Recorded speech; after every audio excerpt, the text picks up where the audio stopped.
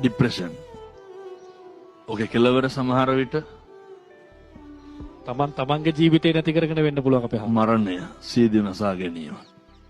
එතකොට මේ දරුවන්ගේ ඒ වගේ ડિප්‍රෙෂන් වල මූලික ලක්ෂණක් තියෙනවනේ. අර කොණ්ඩේ යනවා, ඇස්සට කළු වෙනවා, කෙට්ටු වෙනවා, කණ්ඩ බෑ, කල්පනා කරනවා, නිින්ද යන්නේ නැහැ. දැන් බලන්න ඕනේ මොකක්ද මේකට හේතුව? ડિප්‍රෙෂන් වලට ලොකු හේතුවක් තමයි බලාපොරොත්තුව කියන එක. බලාපොරොත්තු වෙලා ඉන්න දේ නැති වෙච්ච ගමන් මොකද වෙන්නේ? මම දැන් මේක තුරුණු සිත හින්දා තරුණ සිත්වල තියෙන ප්‍රශ්නයක් කතා කරන්න. ඔය ලොකු ડિප්‍රෙෂන් තත්ත්වයක් ඇති වෙනවනේ ඔය. අර බලාපොරොත්තු වෙන ප්‍රේමය නොලැබුණහම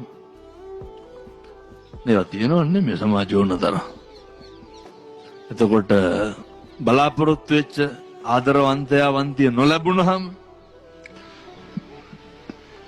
අපි අර ආදරය කියන්නේ මන්දයි කියලා කියනවනේ සමහර. අපි හැම වෙලේම උත්සාහ කරන්නේ අර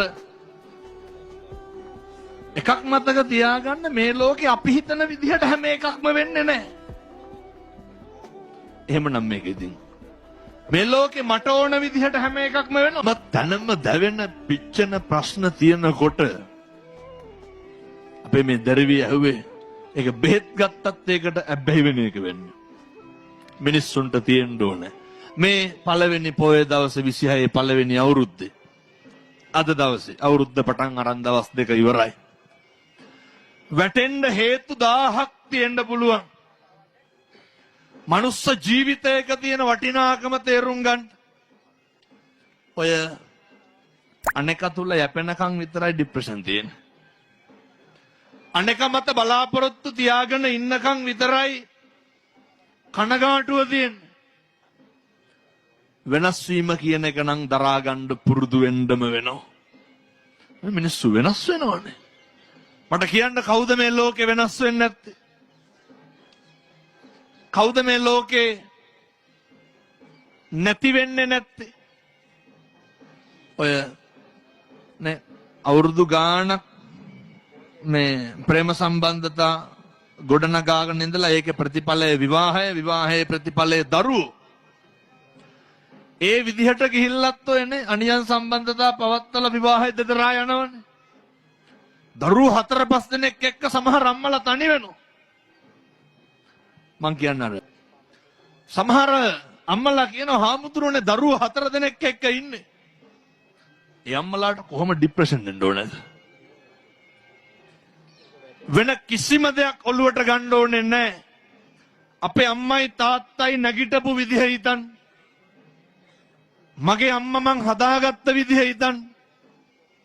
මගේ තාත්තා මං හදාගත්ත විදිහ හිතන්න. අම්මලාට ડિප්‍රෙෂන් නැහැ විදිහ නැහැ. ඒක අරමුණක් තියෙනවා. වැටෙන්න නෙමේ ඒ අරමුණ තියෙන්නේ, නැගිටින්න. ජීවිතේ වැටෙන්න හේතු 1000ක් තියෙනවා. ආර්ථිකමය ප්‍රශ්න. මොකක්ද ඔය අම්මගේ ඔළුවේ තියෙන එකම දේ මොකක්ද? දරුවෝ ටික ලොකු මහත් කරන එක විතරයි. මතක තියාගන්න. අර හිත ඇත්නම් පත කුඩාද කියන්නේ. හිතමයි පුතේ බලපාන්නේ. එක අරමුණක් මත ධෛර්ය සම්පන්න වෙන්න. එක අරමුණක් මත අදිෂ්ඨාන ධෛර්ය සම්පන්න වෙන්න. එක අරමුණක් මත අදිෂ්ඨානශීලී වෙන්න. ඒ අරමුණට කටයුතු කරන්න. ඒ අරමුණු ජය ගන්න මේ තරුණ මහත්තුරුන්ට මේ පුර 15ක් පොය දවසේ තුරුණන්ගේ ආශිර්වාදය ලැබේවා කියලා අපි ප්‍රාර්ථනා කරමු.